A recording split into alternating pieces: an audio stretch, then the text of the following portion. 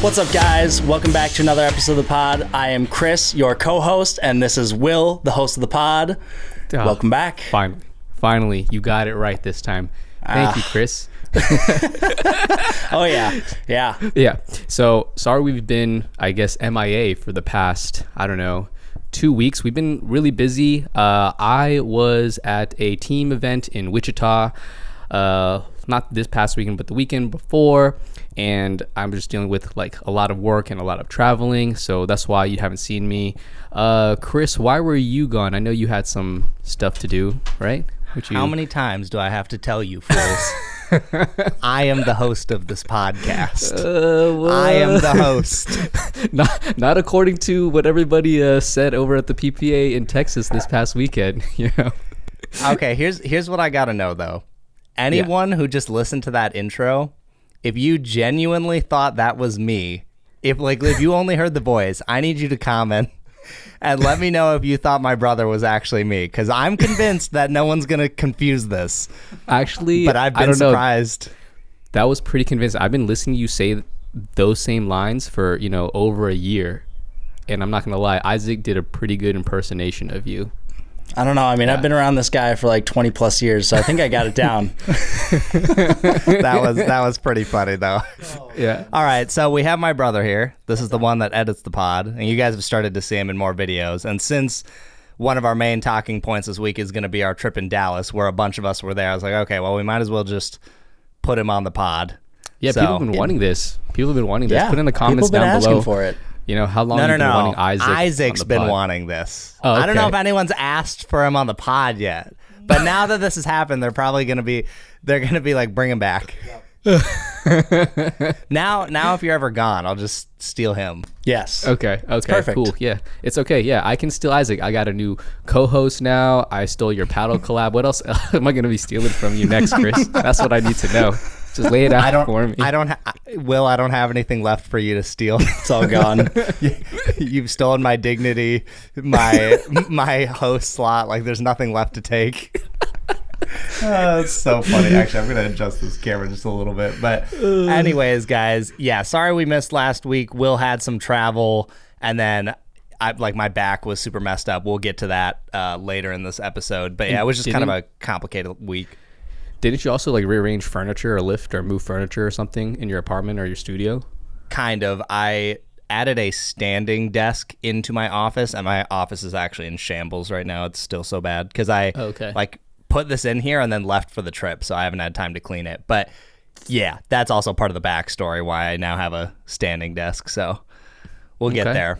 But anyways, I want to go over. We only really have two pieces of news before we get into this Dallas trip. And then also stick around for the kitchen, because this week we're going to be talking a little bit about the power paddles and kind of if they're overrated or not. I had an interesting experience this weekend. Totally overrated. Spoiler alert, they're overrated. Will and I haven't even talked about this, so I actually have no idea what his opinion on this is going to be.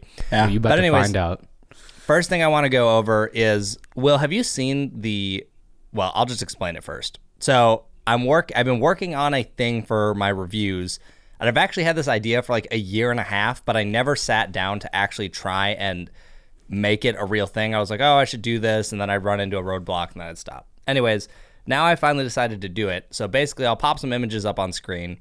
I made a chart that I want to have at the end of my reviews that help categorize paddles when you're watching my reviews, so that everything I said in a review is summed up in this graphic.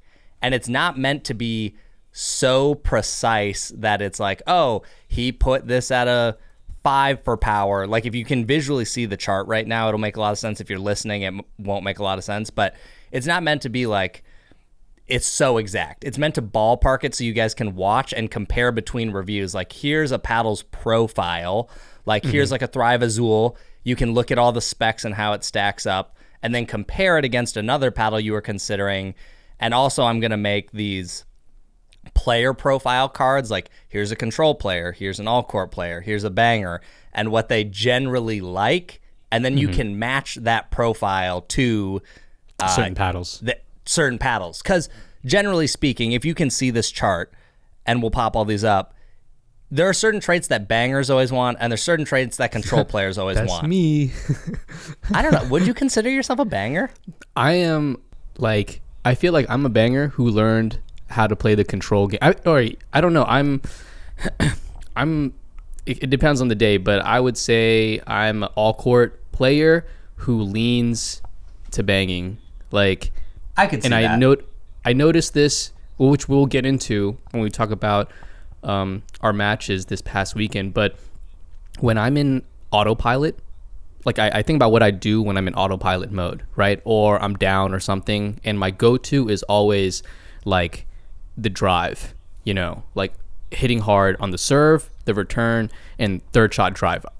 Like I can do third shot drops and drops in general, and I think I'm fairly good at it, but like I will lean towards the drive, like almost like 8 times out of 10. I think Isaac can attest to that. Yeah. Oh, yeah. I can definitely confirm after playing with you this past weekend that you definitely lean banger, all court banger, because your drives and your serves were very hard and more effective than your slow game.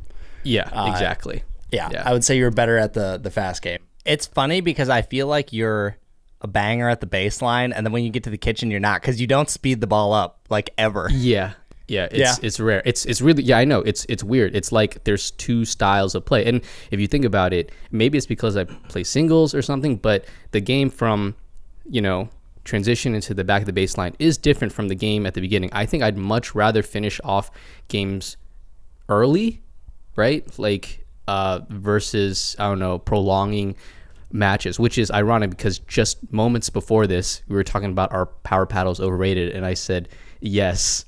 And it just doesn't meanwhile, match. Will's like, I'm a banger. yeah, exactly. So it's kind of interesting. It's funny. I don't know. Maybe I'm just a conundrum. Who knows? But if you're a real more. listener of the pod, you've heard Will in the past say, when we were talking about this is a long time ago, that he liked a softer paddle because he felt like he could swing harder. I think that's just a thing that you like, where your swing is more free when you can swing hard, and you can't do that with a power paddle. So, or it's harder to do with the power paddle. Like there's less margin, and then you do need a bit of a soft, because you can't win you can't win just by banging and speeding up the ball. You have to have a soft game, especially at the higher level. So you have to learn it, and and if I want the best of both worlds, this is just kind of like the attributes that I have looked for and gravitated towards, which we will get into. I don't know, did you want to talk more about these cards that you're developing for your videos? Yeah, only just a little bit more. If you guys did get a chance to look at it, I'd be curious to know what you guys think of this card. I've already surveyed this on Instagram and Discord a bit, and so far the feedback has been overwhelmingly positive. Again, I think the thing some people were getting hung up on is they're like, well, is like this paddle really like a 4 out of 5 for pop or whatever? And it's like, no, you don't need to get so hung up on that. It's what my interpretation of the paddle is, so I can explain to you, like in a visual chart, like here's where I, Chris, place the paddle. And then, if you tend to disagree with me, you can maybe adjust, like you'll go, okay, usually I'm like one lower on the pop. Yeah. And or maybe you're spot on like me, and now this chart helps you even more to compare. So it's funny. Go ahead. Yeah, it's interesting. No, I like it. And I like it because there's a visual element to it. And we've talked about this before. And it's also kind of similar to how John Q has his little, what is it? The graph, the shape. It's like a spider chart. The spider chart, right? That shows you, was it a swing weight, twist weight, control, pop, just to kind of give you a visual reference, and how he sees the paddle. I've also been playing around with an idea of something similar, but mine was more like a spectrum of like control on one end, all court in the middle, and the power on one side, and then you would place it on the spectrum, and then I would have that on the x-axis. On the y-axis, I would have something different, like maybe that would be pop, or maybe that would be spin, just something to help you visualize, and then I can then draw like a larger circle between areas. Like if you are a banger, you will like paddles in this quadrant or in this area. But like, I mean, you and I know this is why we haven't implemented it as quickly into our videos, is because this takes a lot of, time and thought process, and, to make it appealing in a video. I don't know if, if you're going to animate it or not. Right. And then we have to make sure that it works for kind of every paddle, like previously and currently and potentially in the future. Because I don't know, like, you know, you and I have talked about it, like the goalpost keeps moving for like power and pop. Yeah. You know what I'm saying? And spin as well. Like what is great in spin now may not be great, I don't know, next year. And so how does this affect these charts and how people read it, you know? Yeah. So people have asked about that a little bit, and the answer I kept giving was like, it's no different than how a review is currently done. Because they're like, well, what if the goalpost moves? And like, well, now that paddle's not really, like, let's take like a Carbon 1X, for example. Like last year, beginning of the year, that was probably one of the most powerful paddles you could buy. Yeah. And now it's probably more all court, I would say. And yes, the thing is, you can't account, in my opinion, for what the potential future will be. So it's just like, you have to look at what's current and then, you know, see what people are saying, right? Like the DBD also used to be more on the power spectrum. Now people are like, oh, it's all court leaning control. So like, it does mean you have to stay up to date on what the latest is, but I also don't think there's a way that you can really solve for that when, because I mean, look, even 3 years ago, whatever a power paddle was 3 years ago, like Franklin signature. Yeah, like a Franklin signature would get embarrassed by a gearbox now. Like Franklin signature is probably a control paddle. You know what I mean? Yeah. Yep. So you can't Totally predict agree. the future. Yeah. You know. Definitely can't. You know what's really cool though? I didn't do this. I should have done this for you, Will, but I did it for a bunch of my friends and then my brothers. I made a chart for what I know about them and what I think their paddle preferences usually are, and it was actually very fun to map out everyone's chart. And I asked everyone, I was like, how close do you think this is, like, for what you would choose? And most of them were like, this is either spot on or like one or two boxes would be ticked a little differently.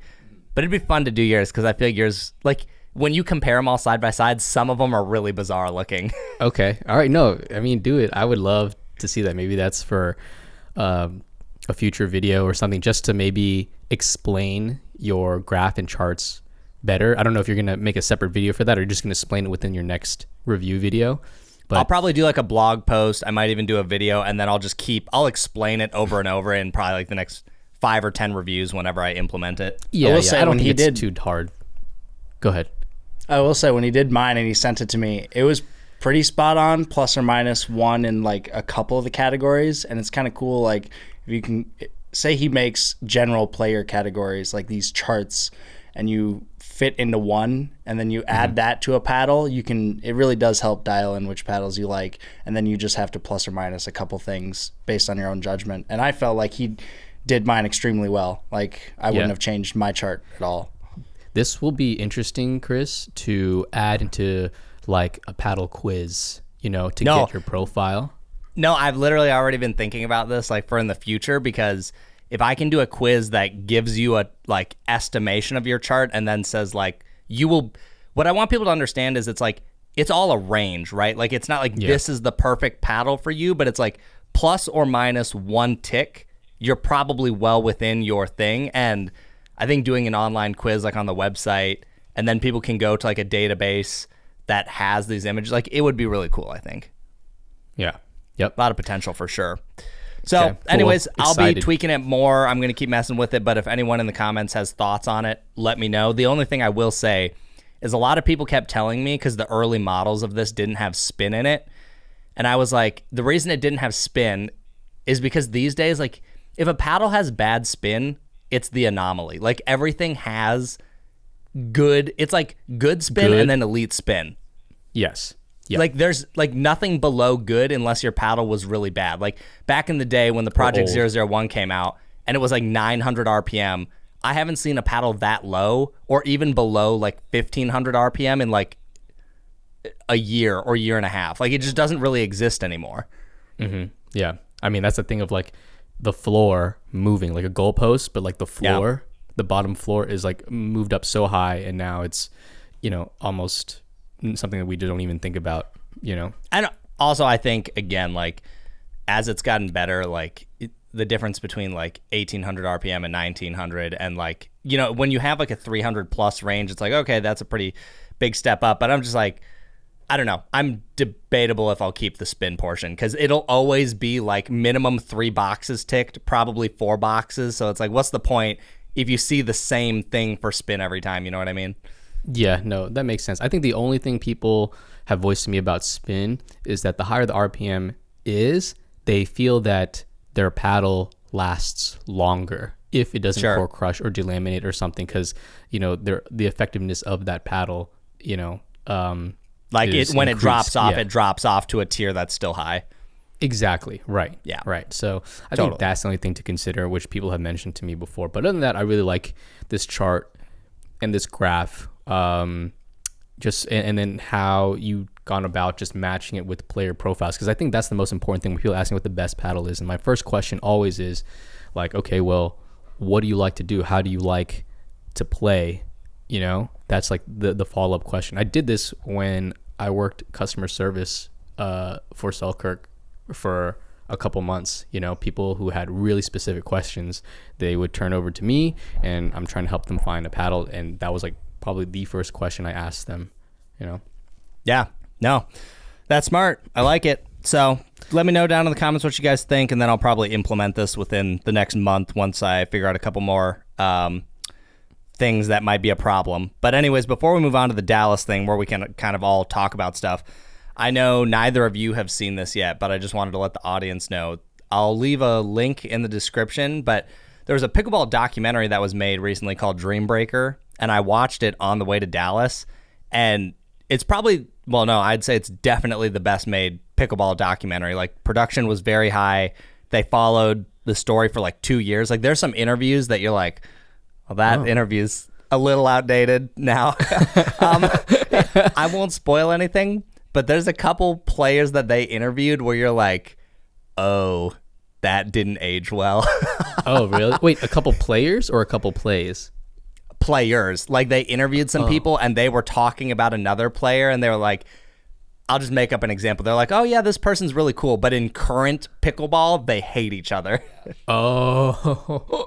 So that was kind of funny to see, but the general gist of the story is it follows pickleball from like 2 years ago to now, and like the mergers, the demergers, PPA, APP, MLP, all this stuff. If you follow pro pickleball closely, you know the story and how it goes, but it's still, seeing it told was interesting. And also they had some behind the scenes of Steve Kuhn during the merger, like when they were poaching players, and you could kind of hear what some of them like were demanding a little bit. It was just kind of an interesting thing that no one hasn't been seen yet.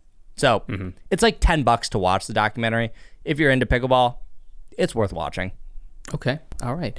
Good stuff. I'll definitely have to check it out. How long was it? Like an hour and 20 minutes. Okay. All right. Good amount. When did they record? Like, were we at any of these events when like the recordings were going? Like the filming was happening? They were kind of all over. I'm trying to remember any specific events. I'm sure they were at least one of the ones we were at, but gotcha. I can't remember any of the particular events. Okay. All right. Well, all good. Let's move on to our primary topic, which is Dallas PPA that happened this weekend. Yes. Spoiler alert, Isaac, you and I, we did pretty good. Yeah. We were on fire that tournament. We were doing well. We'll have to do it again. Yeah. Chris, did we get to meet you anywhere during the draw at all? You did not. Because of my back, but we'll come to that. We'll full circle that. We'll tell this story chronological because there's a lot of funny components. We'll tell it chronologically. Yeah. We'll tell it chronologically, and I don't know. I was gonna wait till then, but I just got to show it out. Isaac, I don't know. Isaac, is your neck feeling heavy? Oh man, my neck actually has been kind of hurting lately. Off and out. You're right. Yeah, hold on. Gosh, man. Damn, look at this. You see this hardware, Chris? Oh gosh.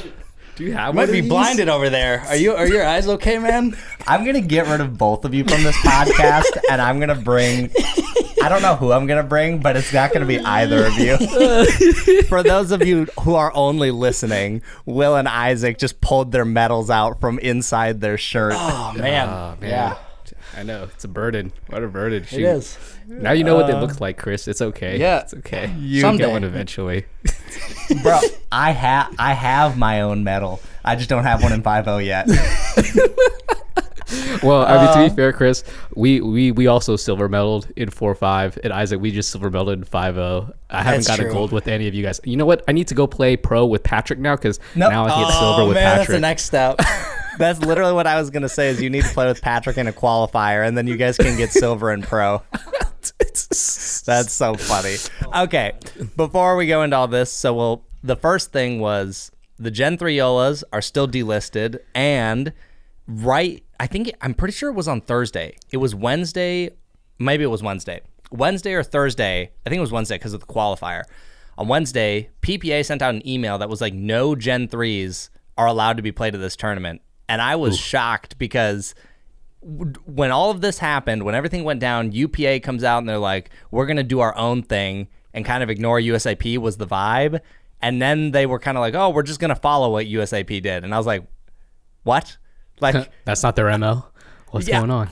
I was really confused. So I don't know if you guys have any thoughts on it, but Yola sounded like they were very confident in the statement originally that these were going to be back quick, like within a week, and they're still not back. And it's, I think, coming up on 2 weeks. Yeah, do we know anything? Is it going to come back? Is it not? I've been getting calls. Like, people have been texting me. He's like, yo, is it back? Can I play with this tournament? Yada, yada, yada.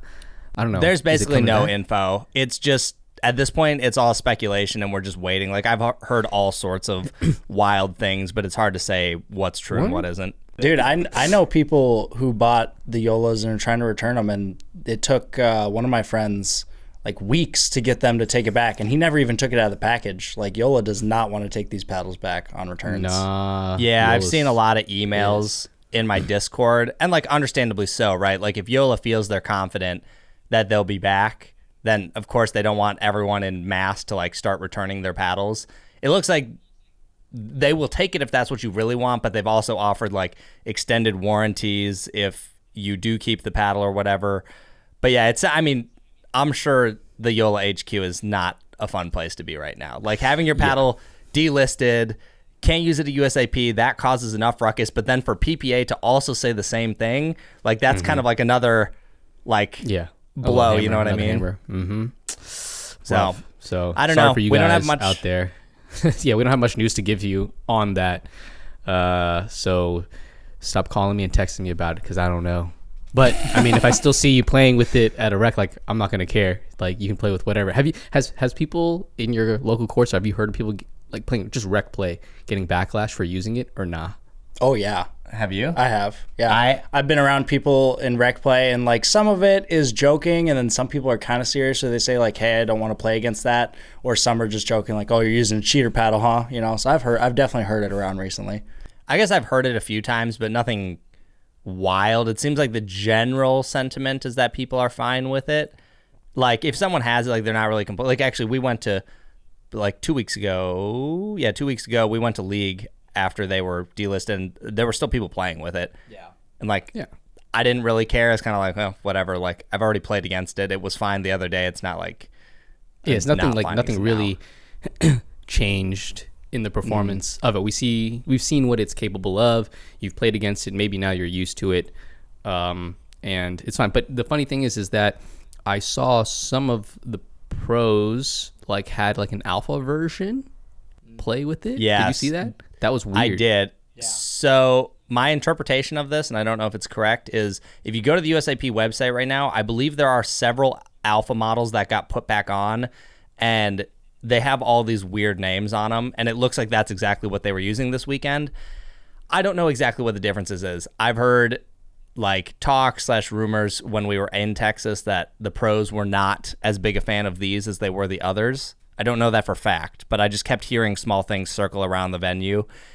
So who knows what's different? Well, I actually got to hold one and mess around with it from a friend of mine who's a YOLO pro and used it, and he actually hated it. It hits pretty much just like the Gen 3s, has the same power and sounds very similar. If you watch any of the pros, like, you can hear it's got that same thunk sound to it. But when I felt it, it had like zero grit. I mean, it was like an extremely smooth paddle, and the person I was talking to said he was actually going to go back to a Gen 2 because he got zero spin with this dude, and it said MODTK- some number on it. So it's very interesting. It is definitely different, but it supposedly hits and feels similar to the Gen 3s. Gotcha. So okay. Yeah. All right. All over the place. Let's move on to the next thing, which is, I guess, insane delays getting to Dallas due to inclement weather. So Chris, Isaac, how about you? You tell me and regale me with your stories first. Well, so I think you got there. We took separate flights. Yes. You got through fine, right? I got there. Luckily, I had a really early morning flight, which originally I was annoyed by and hated. I left my house at like 5 a.m. and smooth flight, got there. It was a little bumpy on my way there, but no delays, nothing. And then everyone else that I knew was flying in got delayed and was in the airport. I had to wait in the airport for like 3 hours. I should have just came to pick you up because I got there on Wednesday. I drove down. It wasn't that bad of a drive, and the original plan was for me to come scoop you up, and then we would wait for Doug. But then Doug wasn't. He was not that far behind from you, Doug from Bread Butter. He was supposed to land like an hour after you. Yeah, so I was like, well, I don't want to drive across town to come scoop you up, and then Doug just comes. So you were just going to stay with him, and you should have just hit me up. I would have come to scoop you, but I guess we didn't know how long the delay was going to be. Yeah, his flight got delayed for over an hour in the air, and they were just circling over the airport. And Doug actually was so annoyed that he's like, I whipped out my credit card, I bought the in-flight Wi-Fi, and he started messaging us, and he was kind of losing his mind over how annoyed he was with that flight. It was brutal. So yeah, he was early, and then I was midday. I think my flight was supposed to take off at like 2:30-ish. I get to the airport, I'm at my gate, and then I'm texting John, and at the same time, he's in Colorado, I'm in Minnesota, we both get a message that says, your flight has been delayed because of the weather in Texas. Like planes just couldn't make it in because it was so bad. And then I think I got delayed like one more time, and then they just canceled John's flight. They were like, yeah, this flight, we're just not flying it in. So he had to book a whole different flight. He had to like fly into Austin and then fly over to Dallas. Eventually mine got there. I just got there kind of late. I can't remember if Braden's. Oh, John, his podcast co-host Eddie was flying on a different flight, and they also just canceled his flight. I think I heard something crazy like 1,200 flights on Thursday or between Thursday and Friday got delayed or canceled trying to get to Dallas. Yeah. I mean, when I arrived on Wednesday, like the day before, on Tuesday, there was a huge storm, and I guess another storm system that like passed through, and it did a lot of damage. When I was driving through and going different places, there was flooding everywhere. Trees were down. I saw shingles blown off the roof, and people were just starting to clean up all the debris and the tree branches. And I'm not gonna lie, I was a little worried. I was like, man, this tournament is all just gonna get canceled because the rest of the week wasn't looking that great either. Oh, dude, I thought the whole tournament was getting canceled. I looked at the weather, and it was thunderstorms the whole weekend. And when I got there, when Doug finally arrived, we drove around, and dude, massive trees blown over, fences fell over. Dude, brick wall fences like just completely smashed. I mean, it looked like a hurricane blew through. It was nuts. Yeah. Okay. It was pretty bad. Yeah. So eventually we all made it, but Thursday was kind of like just a wash because I got in at like 9 p.m. John and Braden didn't get in like into the Airbnb until like 1 o'clock or something insane. In the morning?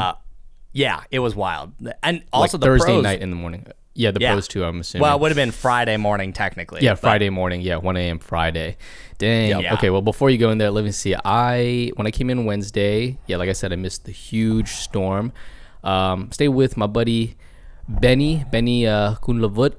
Man, he's the homie. Thanks, Benny. Shout outs to you and the fam for letting me sleep on your couch.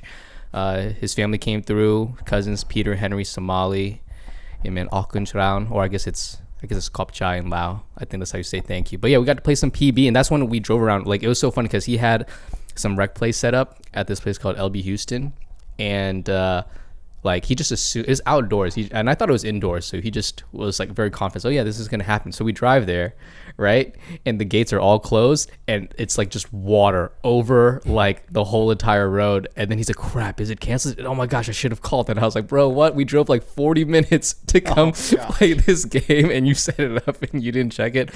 Luckily, it was still open. There was another road to get to the courts, and we got there. The courts were actually dry. There was some debris, but it was all good.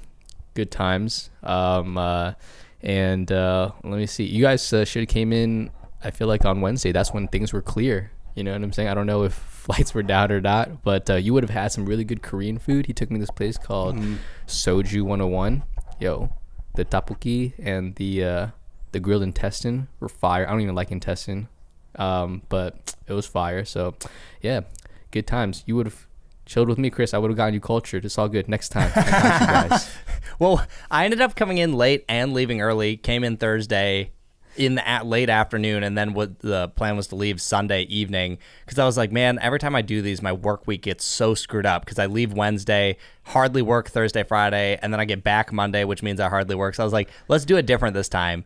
And because of the weather, that was just such a bad decision. It was a very fast trip. It felt like I flew in and just left immediately. It was a very, very fast weekend.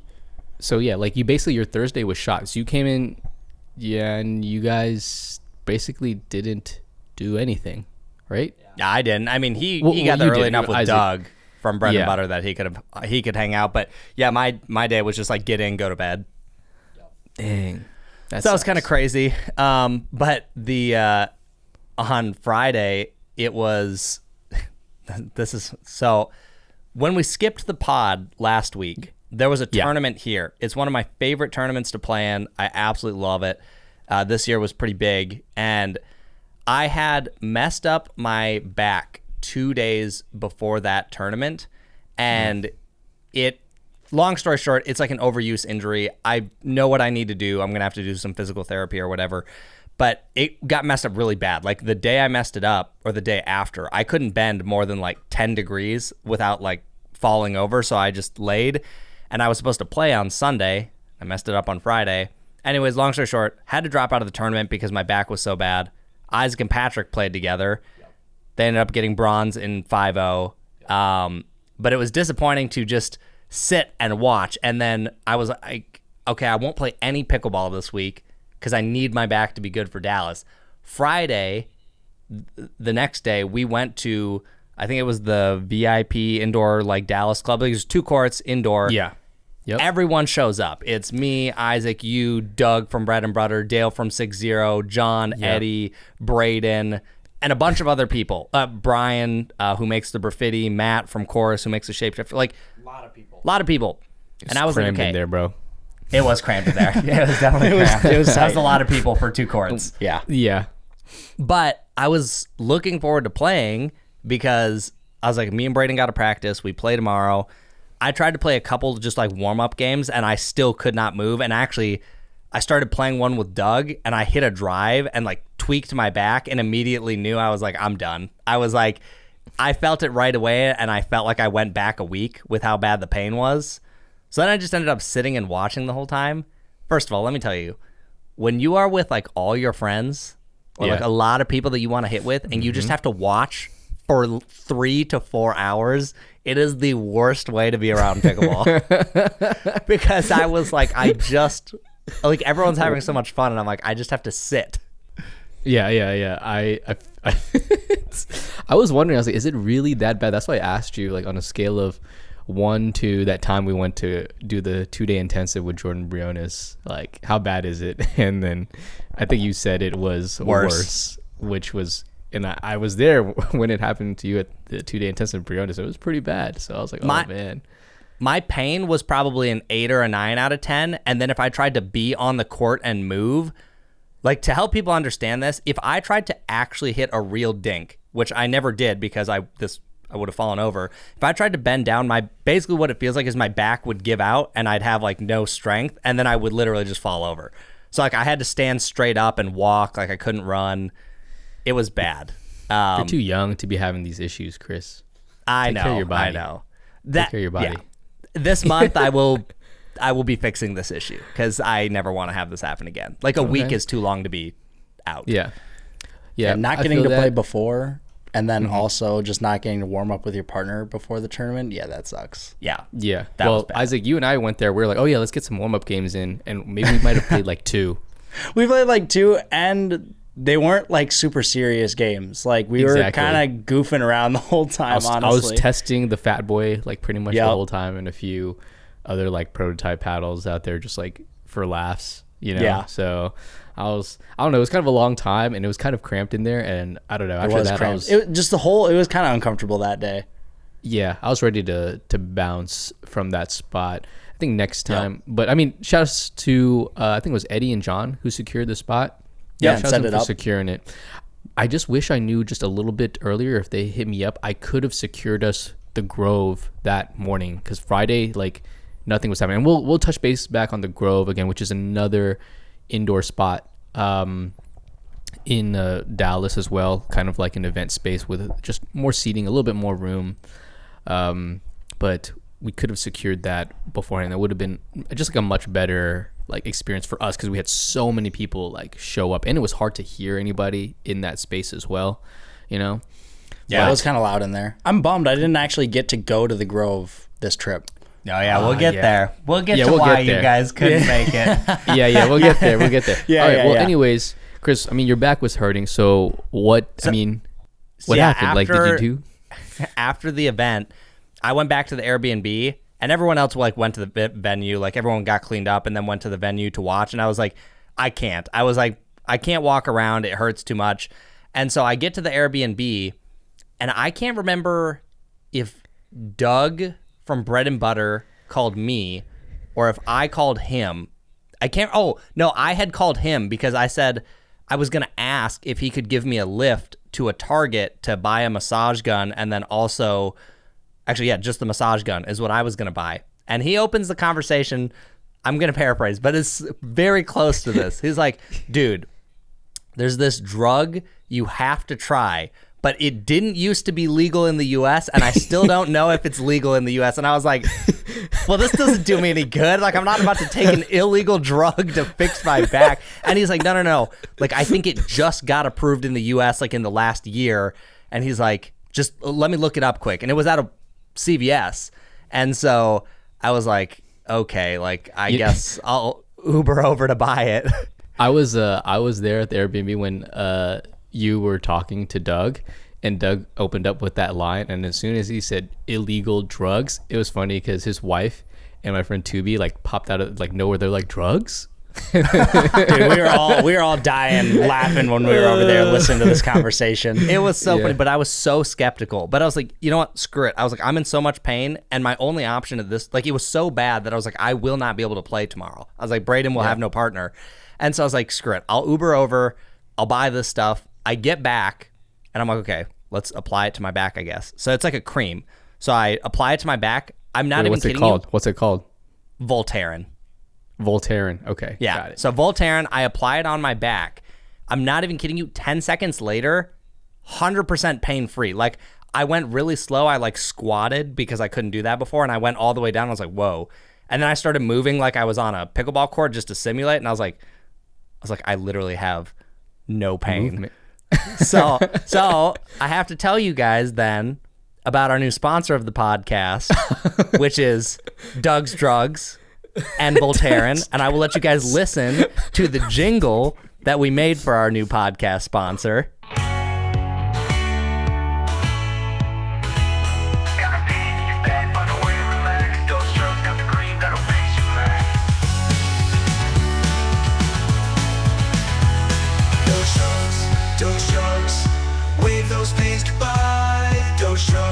Those drugs feel like you can fly. Rubbing into the bliss in the moment. Takes away, it's like you wouldn't even know it.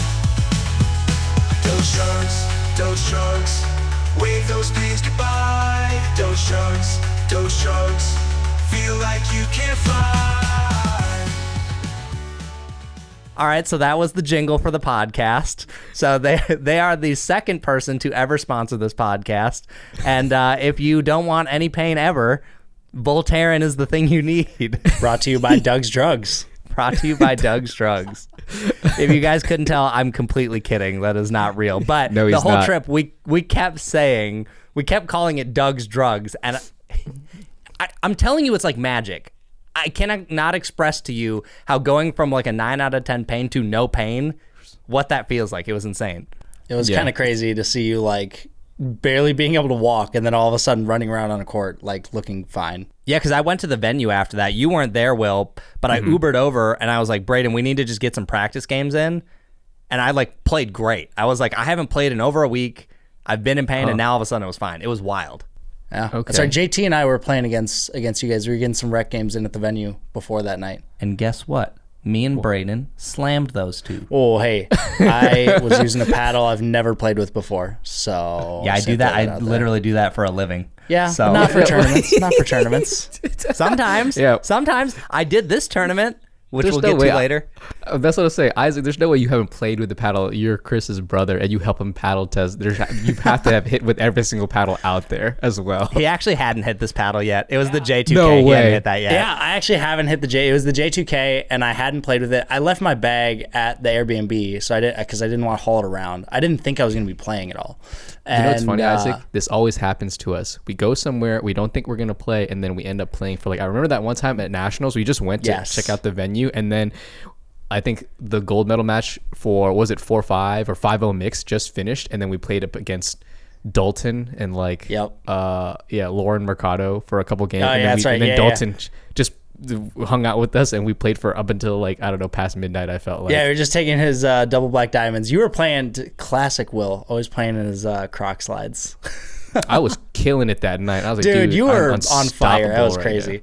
Yeah, Yeah, I it was was unstoppable nuts. that night. Anyways, that's a story for another time. Yep. Okay. Yeah. So Doug's drugs, awesome. And let's see, what else happened the rest. I mean, after that, I was just the Airbnb. I was chilling. I was over pickleball because I played so much. I just went to the Airbnb. I chilled, drank beer, drank wine, hung out with Doug, ate snacks, ordered pizza. Actually, no.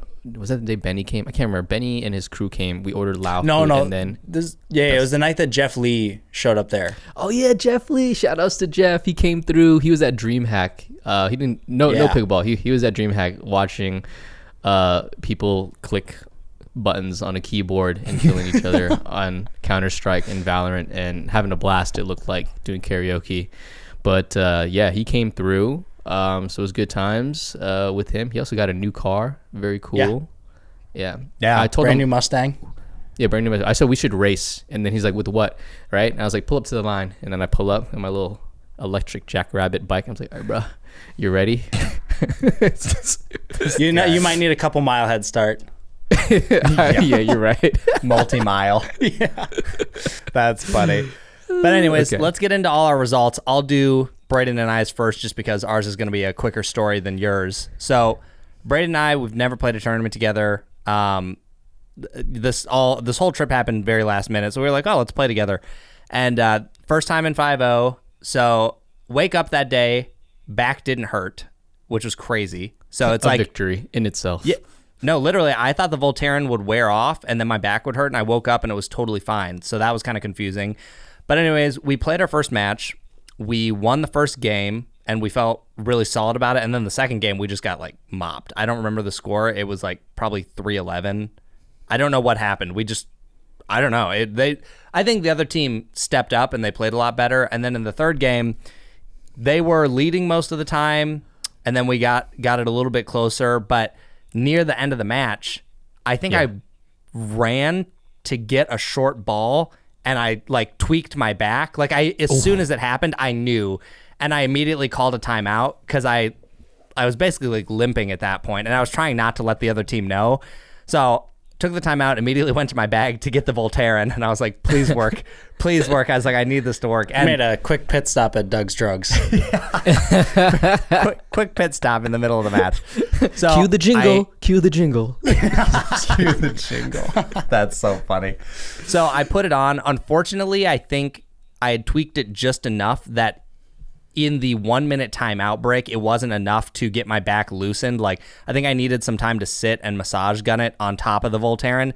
So when I got back to the court, Braden and I were stacking, and we were putting me on the left at that time, and we had to stop stacking. I could barely move. Long story short, they ended up winning that match. That was a really big bummer because I felt like we could have taken that match. But other than that, felt like it was mostly fine. Second match, we were down 3-6. We ended up winning 15-8. That match felt great. We played really well together. I was really happy with our play. And then our third match, we ended up going 1-2. We lost 11-15. And it was interesting because all of the matches felt fine. I didn't feel like I played that bad. You have the usual misses. You're not going to be perfect. But I think it was my most steady or consistent tournament. So even though our result wasn't good, I felt really good about how we played because I liked playing with Braden. He's a really good partner. I think we gelled well. And then We gotta it was ask just Braden that. Yeah, I think he'd agree. Yeah. I think he'd agree. Yeah. Okay. Yeah. I'll have to ask him because I'm gonna be like, all right, Braden. So now you know my pain. This is what I have to deal with playing with this guy. You know what's funny? It was the opposite though, because Braden was so mad at himself because he was like, "Dude, like I'm the reason we lost like that first match or whatever." And I was like, "Dude, it's fine." I was like, It did seem he was pretty hard on himself. I'm not gonna lie. he was when I saw he him. was way too hard on himself. I was like, "Dude, I'm not upset." I was like, "We weren't when my back threw out. Like we weren't winning that match. Like there was no way." So I was like, forget that match, whatever. He shook it off, and then it was fine. I think in the third one, there was just like a few small things. We played a little sloppy. Like we missed like 2 returns and stuff like that. But anyways, long story short, very happy with my play. That was the first real time I've played in a 5-0 bracket. And I felt like every team I played was within my realm of skill. And I went back and looked at the dupers. The last team we played was a 5-2 and a 5-1-5. And the accuracy that Duper gave them was 90 and 100, I think. So Duper thinks it's an accurate rating. Anyways, I felt good. Those are people who should I feel like obliterate me being at my Duper's like a 4-8. Okay. So I thought it was good. Like I feel good about playing 5-0. I don't feel like I should be playing 4-5 now. Okay. Sick. All right. Good stuff, Not man. bad. Good Not bad. stuff. Yeah. I can't wait for hopefully my Duper to update after this event. We'll see. Yeah, how me that too. goes. I'm excited to see what it goes up to. Yeah, both of you are probably going up, which I guess last thing before we get to yours, Braden and I are actually going to play the APP Newport Golden Qualifier. So if you guys are over there, come say hi. But we're going to do that one together too because you'll be gone in Cambodia, Will. Yeah.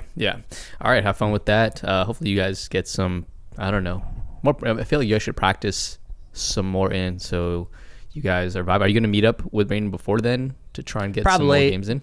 We'll be there a couple days early, and then hopefully I also won't be reliant on Doug's drugs. Yeah, I was about to say. You also gotta tell Braden, you gotta keep that tank top on because that's what won you that second match. He whipped out the guns and I think that intimidated the opponents and that's what won the backdraw match. Maybe. Okay, Maybe. let's go. Yeah. All right. Let's see. Let's move on, Isaac, to you and I's experience. You and I have never competed.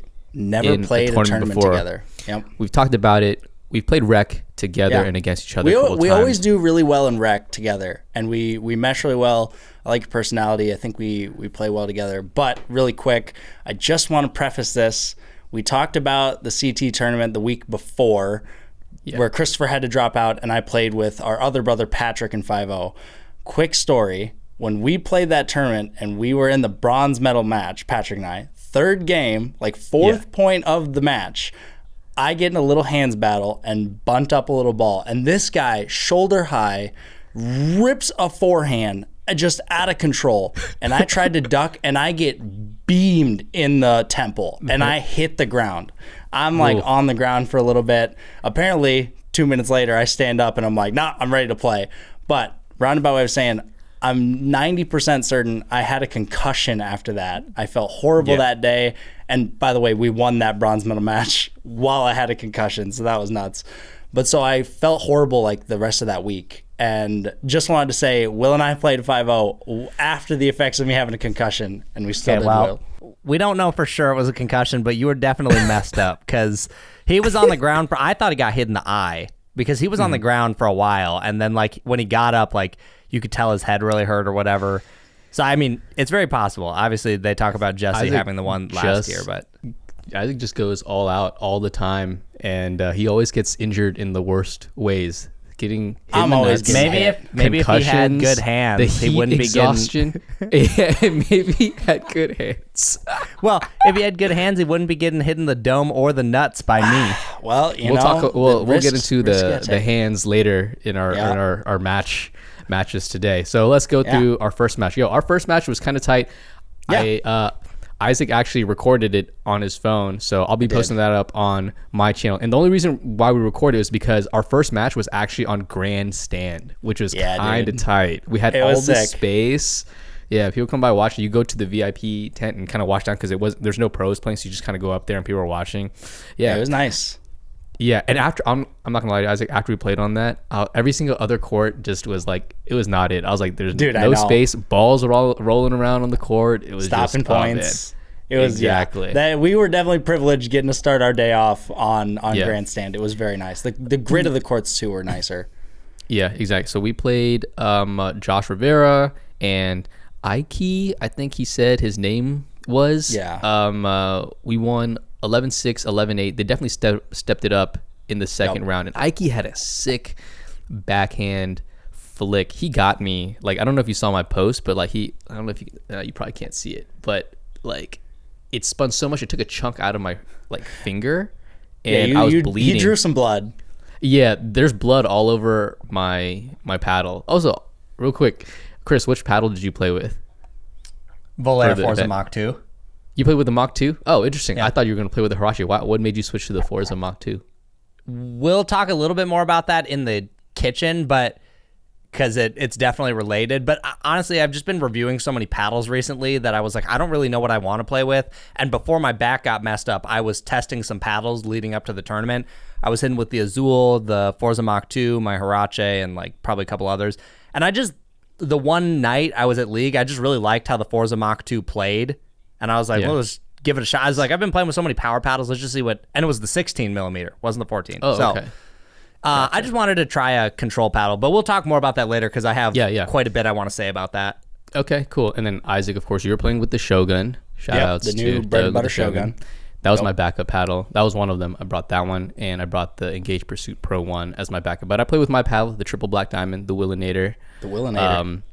Yeah, and it was. I would have made fun of you so much if you didn't play with that thing. I think most people would have made fun of me. And you know, it's funny. Here's the thing. I'm starting to really like that paddle. I'm starting to really dial it in. Obviously, we did great, Isaac, you and I played really well with it. But because it was limited, I don't know. I have to ask Dale if he's going to make more or not. And then also, like, I did have like 3 at one point, but some people couldn't get their hands on one. So I just either sold it to them or just gave it to them.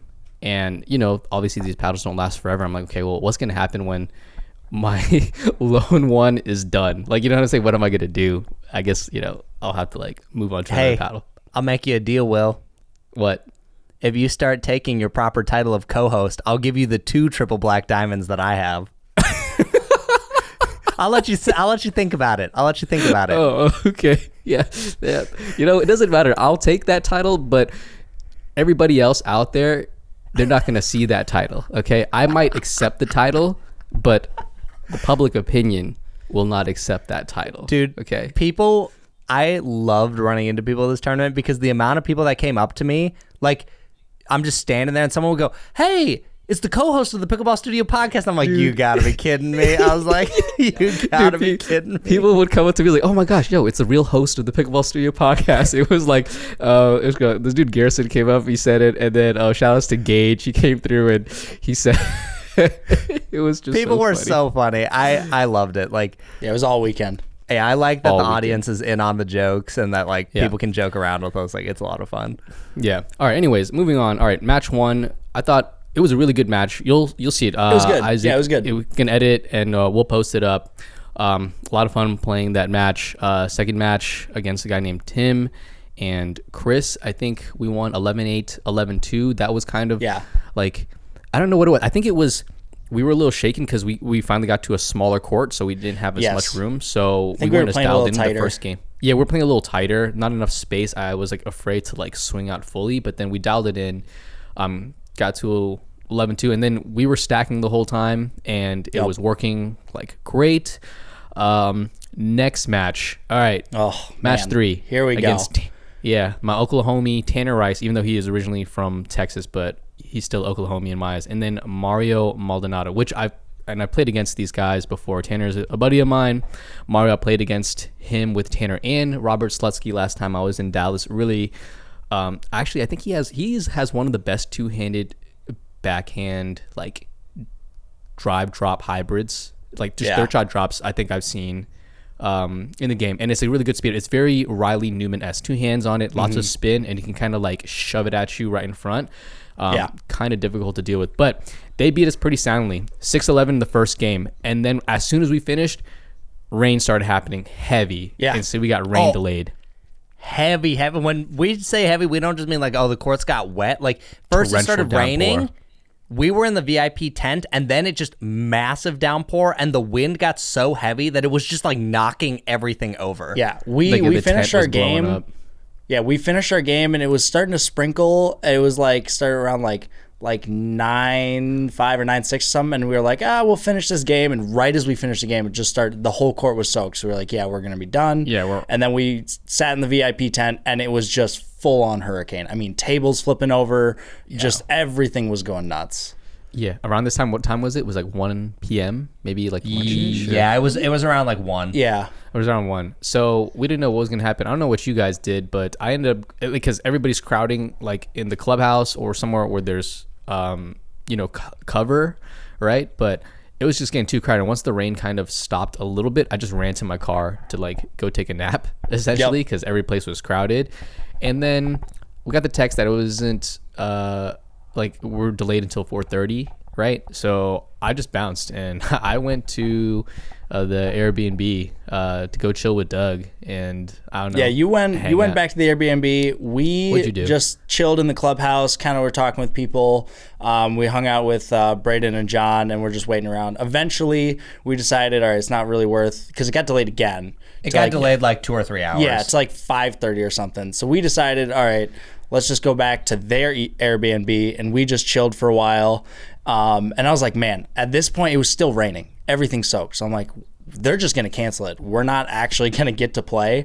And like an I hour was in later. that mindset too. Yeah. But I wasn't sure, and you asked me if I was at the courts, and I was actually on my way back to the courts to get there around like 4:10ish just to check out what it's looking like, and then I texted a few people that I knew if they were still there to see what the conditions of the courts were, and they're like, yeah, it's kind of looking like a drying up maybe, but then we got that extra hour delay, so we got pushed back to 5:30, and I was like, well, I'm not going to go there and chill for like an hour, so I hit up my good friends Katie, Ramon, and Janine, and I was like, oh, what are y'all doing right now? And they're like, oh, we're at a bar right now. So I went to the bar, and I was just like, this is going to get canceled. So I started drinking, and I was like, yep. This is my day.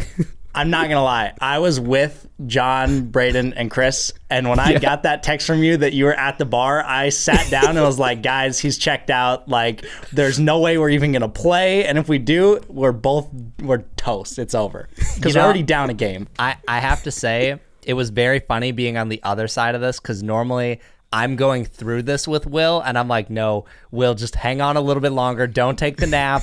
Don't check out. We're still having a good time. Don't worry about the delay. And now this time, not having to worry about it, I was like, yeah, I've seen this happen like at least 3 times now. Will went through the full cycle. I get a picture from Tubi that he's asleep in the car. Then he goes back to the B&B. Then he's at a bar. I'm like, it's done. We're toast. Yeah, I was checked out. I was like, all right, whatever.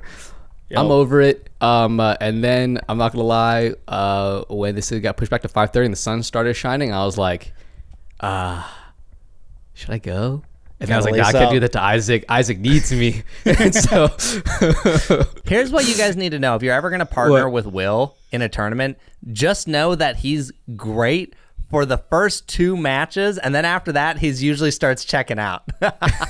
He gets the sleepy time. He gets tired. it's sleepy, and it's, I don't know, I'm just over, like, I don't know, the competitive pickleball. I could play pickleball forever, but like, it's at my own pace. You know what I'm saying? Yeah. So anyways, all right, we go back, right? We still Courts are keep bone dry, by the way, at this point. Bone Like, it's dry. crazy. It was nuts. We got like pretty much the same court or the same area, or like it was maybe the next court over. And we continued the best out of 3. I'm still not gonna lie, I was still a little checked. I didn't even put on a dry fit shirt. I was still wearing my t-shirt. Cotton, like a tight cotton shirt. That's when I knew. I was like, we're down a game because we continued the 2 out of 3. He's got a cotton shirt on. He's like, I'm not gonna lie, your body language, the way you're walking around, I was like, we are done. He just wants to go sleep at the B&B. It's over. Yeah. Okay. But anyways, I mean, this was the best match of the whole entire event, and the most fun. The one I had the most fun. Okay, so this is what happened. So we're playing. I think we were down. Like, so basically, we lost 6-11. Second match, we were down. Like, what? Were we down 3-6? Yeah, we were down like 3-6 or 3-7. Okay, and this is what happened. Okay, Isaac gets into a hand battle or something, and like I think Mario like nails him in the nuts, and I was like, typical Isaac. Yup, Getting nailed classic. in the nuts again. Chris has seen this way too many times. And I've seen this way too many times. and we had Cue like the clip. a crowd Cue the watching. clip, Cue the Chris. clip. Cue Oh the clip, gosh. Chris. Yep. But and keep in mind, we had like a crowd of people watching us too. Like there's a bunch of people there watching this match. Yeah, Sarah Williams, who a girlfriend with Cole Whitaker. We had Samantha Parker, Thrive Pro, who went to the finals a few PPAs ago. Yep. They're watching, of course. Like our friends were watching, and then I could see like Isaac. I'm like, lolly guy. I'm like, I'm enjoying myself, and then Isaac is pissed. I got pissed. I was He mad threw his after paddle. that. Like I was like, oh man, this is. I Isaac chucked my paddle straight down. I walked over. I was like bent over my knees because I was in pain. I drank some water. I was like, you know what? We're down. I just got hit in the nuts. I'm embarrassed. Like this match is over. And I was like, you know what? Go for broke here. Bro, everyone's always making fun of me, but I've never been hit in the nuts. And this guy's been hit at least 3 times. At least 3. So I don't know why y'all are making fun of me. Yo, Who sacrifice has the faster body. hands? Who has the faster hands between you two? Now that's the real question. I don't know. You ask him. I haven't been hit in the nuts by him, and he's been hit by me. So you tell me, Will. Anyways, clip. continue. Cue the clip. Continue. Okay. Anyways, cue the clip. Anyways, I was like, okay, Isaac's pissed. I don't want him to be mad or upset the rest of the day. So I was like, all right. I said, Isaac, switch. Like we're playing. Like I stacked me on the left, right? Yep. And I was like, at the very least, I was like, we're gonna make this respectable. Okay, like we're not gonna like go to an. Tanner was also kind of just eating me alive. Like Tanner was in front of me, and he was getting me good. He had a lot of good inside outs, so he was just a bad matchup for me being in front of me. Yeah, And so we stacked you on the left, and then we started catching some momentum. Yeah, exactly. What happened was we were dinking, forehand to forehand, and then I can dink with Tanner, but then you being as aggressive as you are would lean over to the middle, and then Tanner has a pretty good inside out kind of like down the line scoop to catch you off guard. I shouldn't have taught that to him. He learned that from me.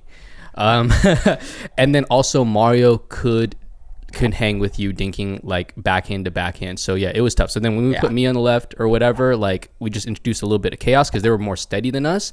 And I was we were just driving. going banger mode. That we pulled out some chaos because we usually our game style is more steady, be patient, but it just wasn't working. So we went go for broke and just go I went chaos. banger mode. Exactly. Yeah. Yep. I hit some of the best drives all entire day. They were like hard, fast. They were low, heavy spin. And I think I went on like a 6-point run on my serve alone. It was like they could not return. They're hitting balls out, hitting balls in the net. I varied it up. And then, we eked that game out. I think it was 12-10.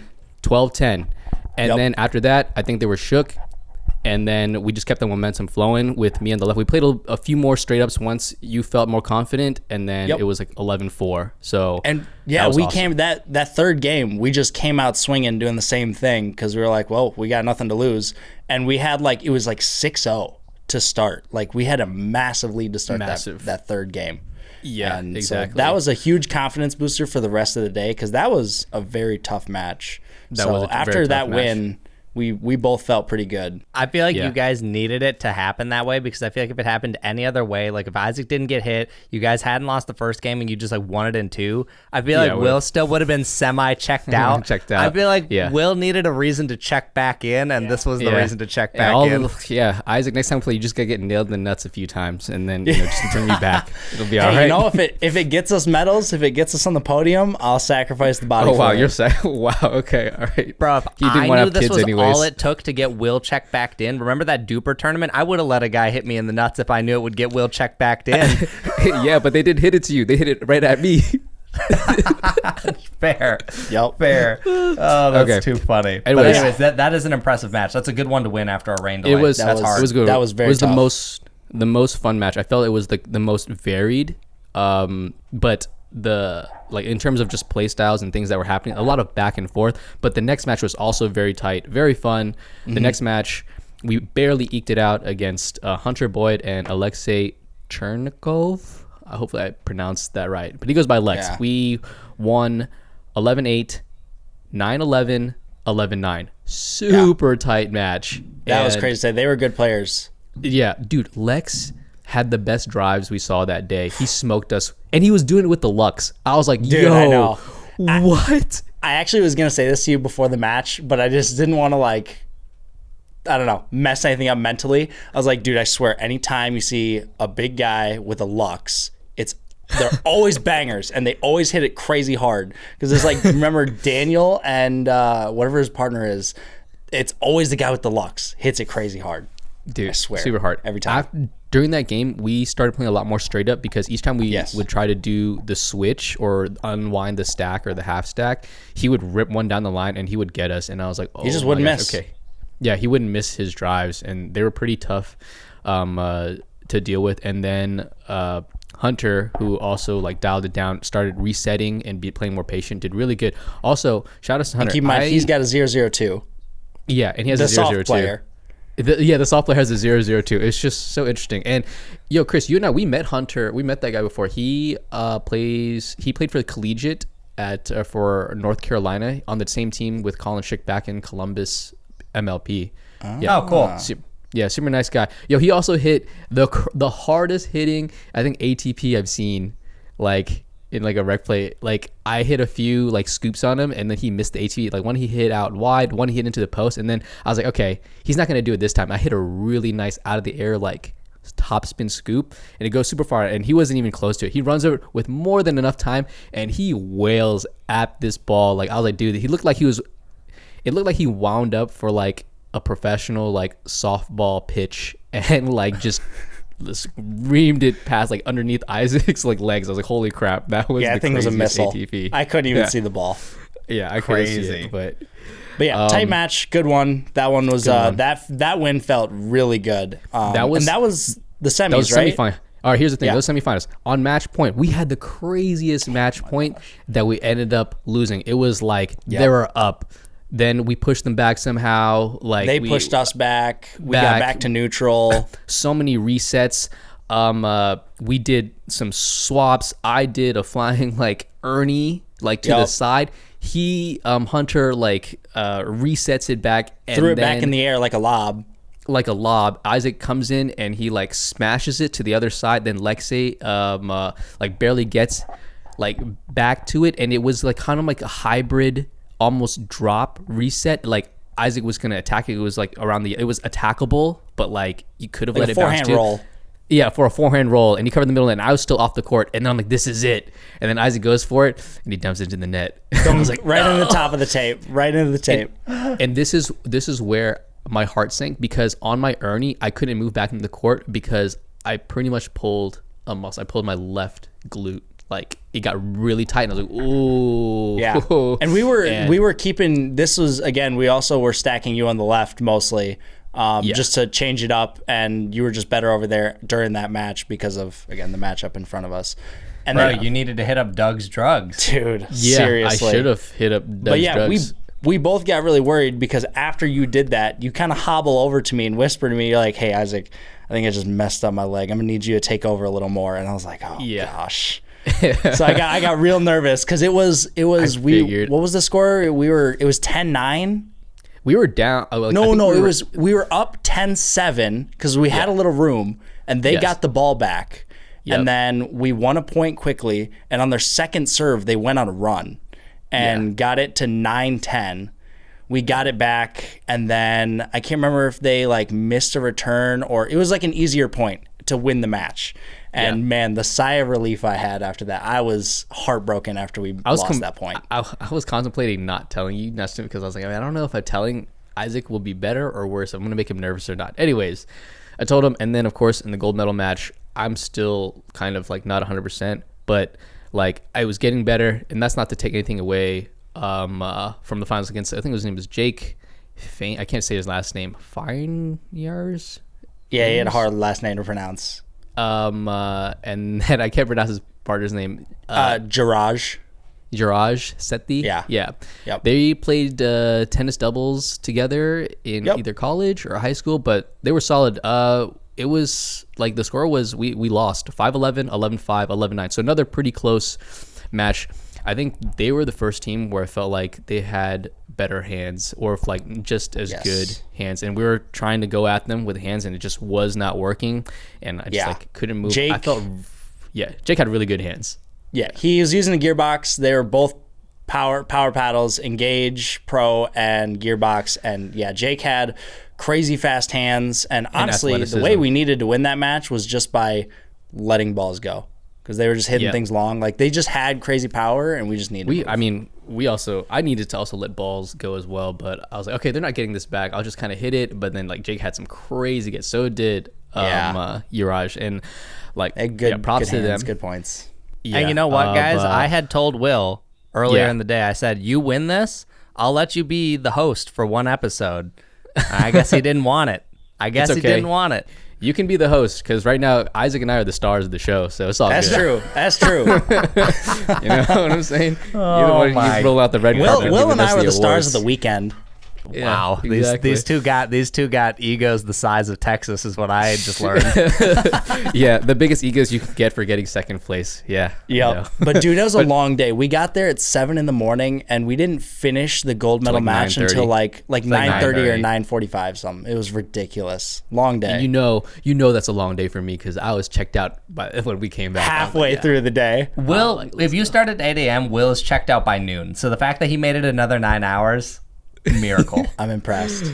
Yeah, it's a miracle. But other than that, it was a good run. Isaac, we definitely got to do it again. For sure. Super fun. Great partnership. First time.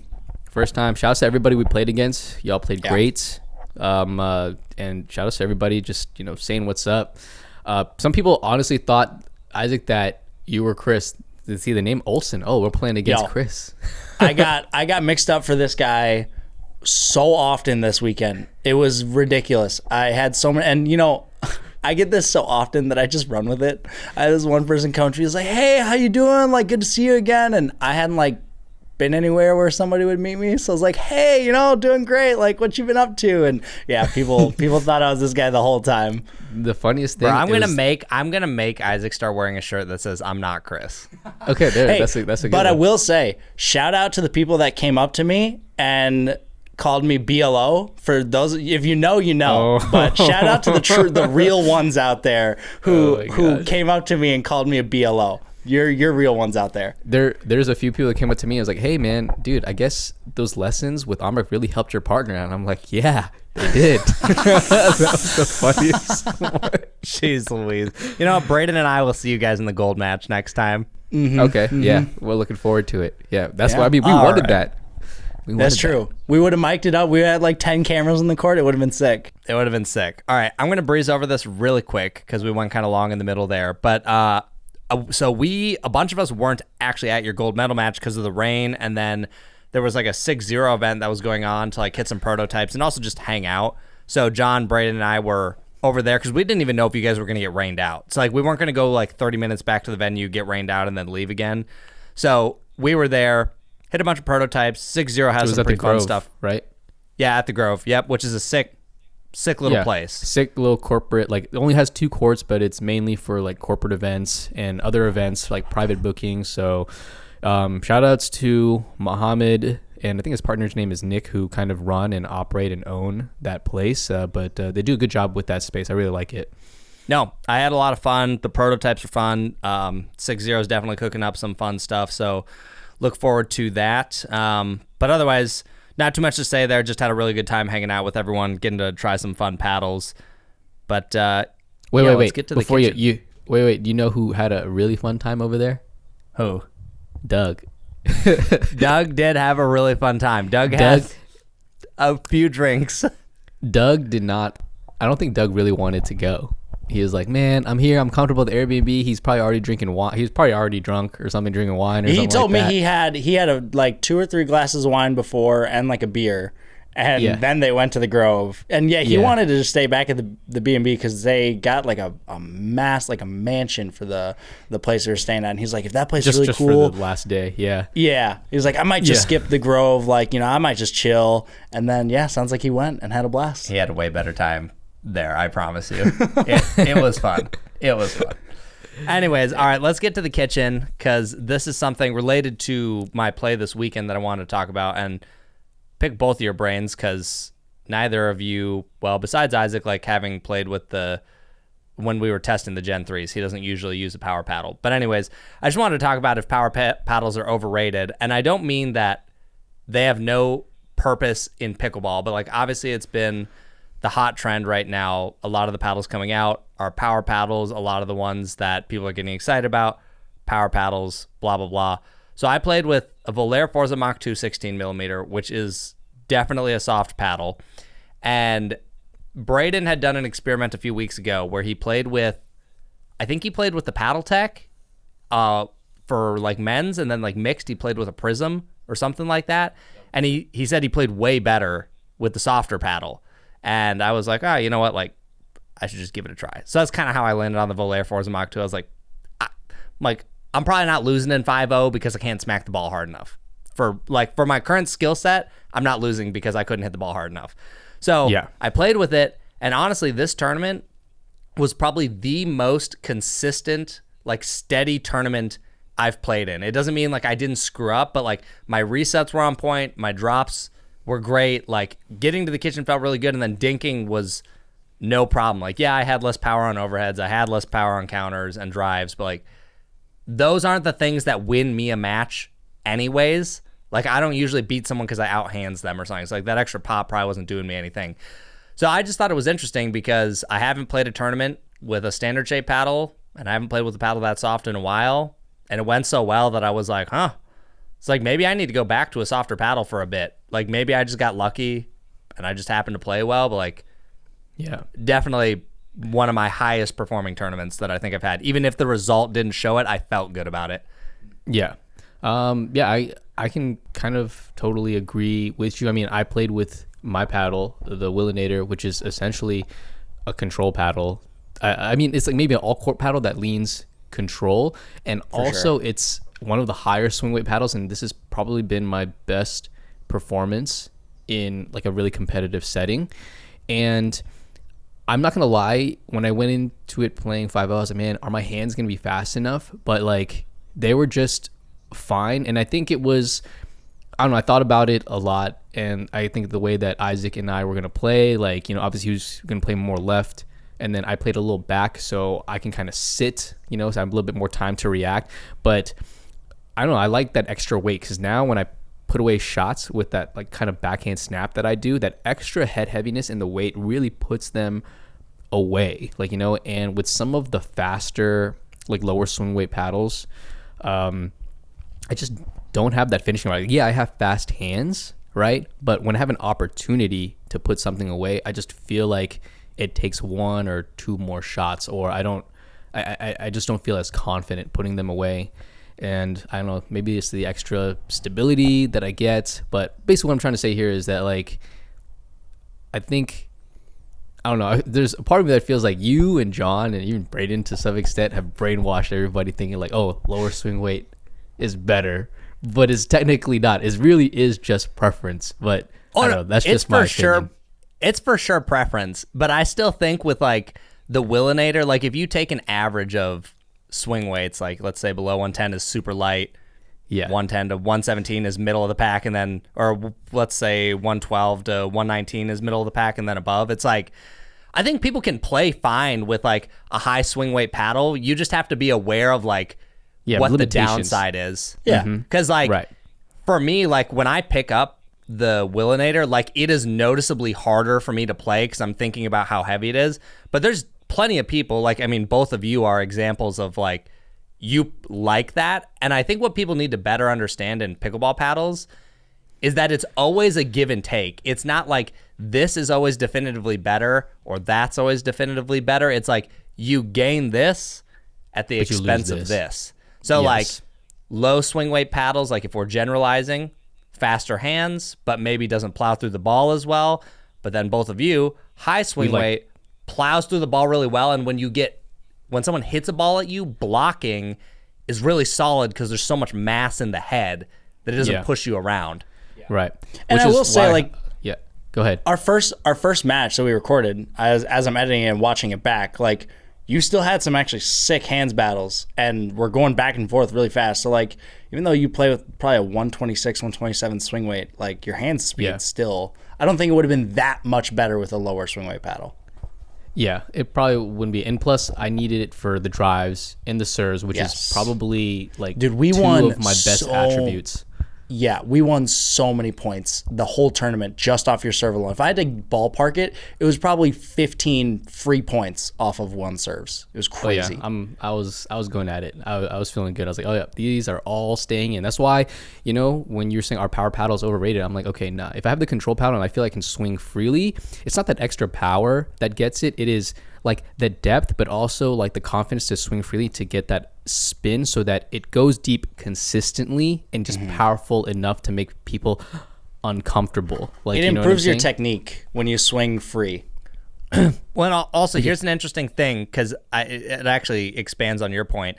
I have felt recently that I would need to do some more side-by-side testing, but when I started using the Forza Mach 2, I was noticing that my serve was actually deeper on average, and I think it was because that I could kind of swing out and not. I'm like if I swing out almost 100%, I'm probably still not hitting this ball out because this paddle's so soft. So it's not that I am actually hitting the ball harder. I think my serve is still faster with the other paddles, but it goes deeper because I can swing harder and not like. And then you can maybe you can generate more RPMs. I don't know if the RPMs on it Yeah. matter because that could also, you know, be a factor in it as well. Totally.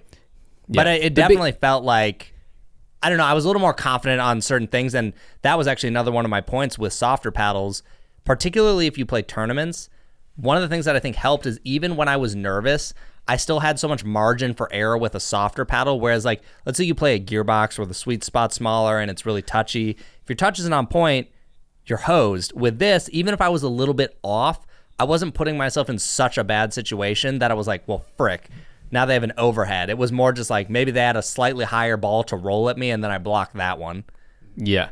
Yeah. I think what people need to understand when they're playing, at least when they're competing at tournaments, even for rec play, is that to win more games, what you're trying to do is you're trying to obviously minimize your errors and capitalize on the opportunities that you get. And if your opponents are really good, you get less opportunities. And if they don't play nearly as good, then you have more opportunities, and you need to stay in the games and in the points more often. So like Isaac, when you and I played, like in my head, the whole day I'm thinking, okay, I just need to be steady and I need to create opportunities for Isaac. And I was like, Isaac, as long as you put these away, like we see more opportunities, like we'll be good. And it's like the mantra of like, you don't really need to play perfect. You just need to play better than the other team right now. So Higher it depends margin, on how higher well they're percentage playing. shots. And the thing is like with power paddles, you're going to make more errors and mistakes, whether that's hitting balls long, hitting them wide, whatever. Like, and we said this to each other multiple times throughout the tournament.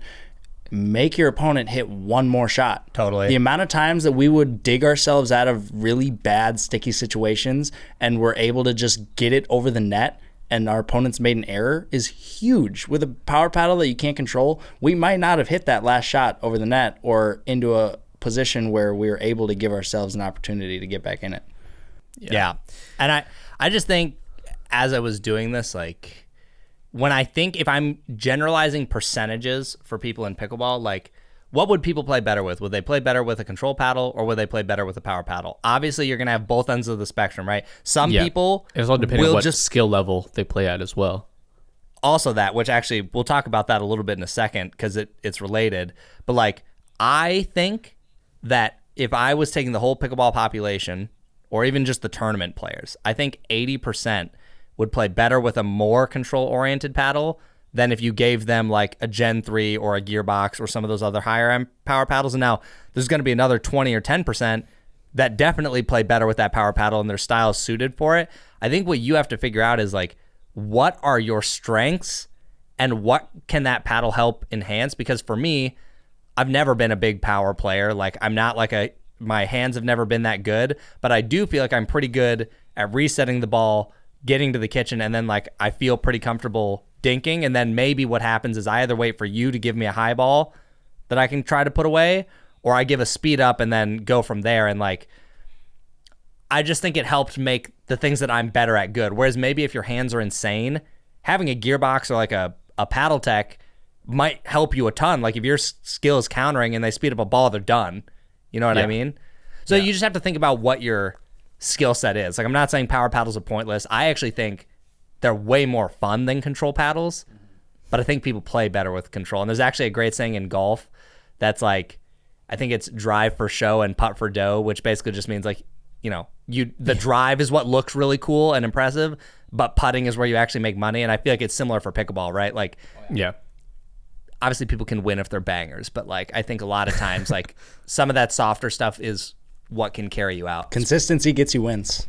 Like at the end of the day. Yeah, for sure. Yeah. Well, I mean, that's about all I got. You guys have anything else you wanted to add? I'd go on this just like a little bit more. Like one thing I want to say is I also think like if you look at the lower levels a little bit, particularly like 4-0 and below, that's especially where I'm like, maybe a power paddle like isn't it, right? Because like at that level and below, you're not usually winning the point because you hit a winner. You're usually winning the point because they messed up. Like they missed a dink, they popped up a dink and you put it away. You know what I mean? But it's funny because you get errors from them because at that level, if you have a power paddle, you can drive it effectively enough at them. They're going to pop things up. So at that level, I feel like power paddles matter like kind of the most. You know, I mean, I really could see that too. Like if you have a good drive, like I guess I could see both sides of that There are argument. definitely good arguments for both sides. I just think it comes down to at the lower levels what style of player you are, because there's lower level bangers that can use a power paddle more effectively to win, but then there are people who don't like to hit drives at the lower levels and just try to dink it over the net, you know, and the power paddle is just going to make their game worse because they're going to pop it up more. So I think it comes down to what player you are. I mean, ultimately it does come down to like style of play and whatnot, but I don't know. If you guys haven't played a control paddle in a minute, you might want to give it a try, because I was very surprised playing the Forza Mach 2. Like I even had people come up to me and they're like, really? Like, why are you playing with that? And I was like, I don't think I'm losing these matches because I'm not playing like a more powerful paddle. Sometimes it's nice. Like the Huarache still feels great. Like none of these paddles are bad. It's just, I don't know. Interesting experiment for sure. Yeah, and comment down below what paddles you use, because I'm curious to see like what the majority of their, you know, the community is using. It's always interesting. They like power or they like a control paddle. And I don't know what category fills it out. Maybe you should do a poll. I think that'd be interesting to see. Definitely. You know, and it's also interesting that like you play a banger style, but like a control paddle. Yeah, you're just an enigma, Will. You're an enigma. Not even though, because a lot of the bangers we've been seeing, like Lexi, is using the Lux. A lot of bangers use control paddles. It's very interesting. It's very interesting. Yeah. I mean, but if you're big, like you can get away with it, right? Because it's like you generate your own power. Yeah. I think it's like, you know, how much, you know, it kind of drops off, right? The ROI on getting a more powerful paddle like drops off, right? I can hit it a little bit harder with a more powerful paddle, but I'm not winning any more points. So, and I'm sacrificing some touch, right? And so you have to make that decision. And it's just interesting because, you know, when I helped create, like, and help design the Willinator, like at the time it was like an all court paddle that leaned like power, like, you know what I'm saying at the time, but you know, it took this long for it to come to production. Now, you know, like we talked about the goalpost kind of moving, now it's like a all court paddle that leans control. It's just very interesting how the game is like changing like right before our eyes. And also we as players also change as, you know, we play more tournaments or play at higher divisions, even playing in, you know, gendered or mixed, like, you know, your style kind of changes. And singles, like, you know, I'm playing less singles now as well, so these all kind of take into effect. Well, and just the style of how the game itself develops, like watching how the pros play. Like a year and a half ago, there was less hands battles, less ATPs, less everything. So, you know, the game has to develop as well as like paddles. So it changes. Everyone changes. The game, players, paddles, all changes very fast. The one little caveat I'm going to give to all of this is for sure, I think some of it is region dependent as well, because I'm thinking if I went to the US Open and I tried to play the Forza Mach 2, I probably would have hated it because it's so unbelievably hard to put a ball away down there that like a Forza would, like I could use a gearbox or the Gen 3 down. I mean, I did use a Gen 3. And it felt easy to use because of how soft the ball was. So, like, there's a lot of variables at play. Like, you can't give a definitive, like, oh, control paddles are always better. But, like, there's a lot to think about within it. So, I don't know. A lot of layers. Yeah, a lot of layers. True that. And the ball, too. Also, Yeah. Vulcan ball. First time competing. Like, I played with it, but competing, like, using that ball, it's not it. No, I'm not a fan. It's so trash. I had so many serve returns where, like, I'm ready to strike the ball at, like, you know, a certain height, and then it kicks way up, and I'm, like, hitting it at, like, shoulder height, and I'm like, I should not be striking a serve return at this height. Like, it just... Dude, I had one serve bounce up to my neck, and then the very next serve that came to me literally didn't get up above my ankles. I mean, it was nuts. Yeah. I hope the new ball they make is good, because this is, like, getting old. I don't know. It doesn't sound That's like probably it. the reason why I got so many points off my serve. Probably. Yeah. Probably. Yeah, there was probably some wonky bounces in there. True. So, cool. Anyways, this was fun. You two can... I'm gonna knock your egos down next week somehow. I don't know what I'm gonna do yet, but I'll just hit you both in the nuts with a pickleball, and we'll call Oh, it it's not even. happening with me. Nope. Okay, I'm playing with the fat boy. I'm bringing like the most standard wide shape paddle I can get. Now you're not hitting me in the nuts. That's for sure. It's never gonna Dude, happen. instead of a signature paddle for me, I might need a signature carbon cup. I'll let Carbon know. Maybe we can get them on that. Oh we my gosh. might need to put my name on one of those. All right. Thanks for listening, everyone, and we'll catch you next week. Later. Peace.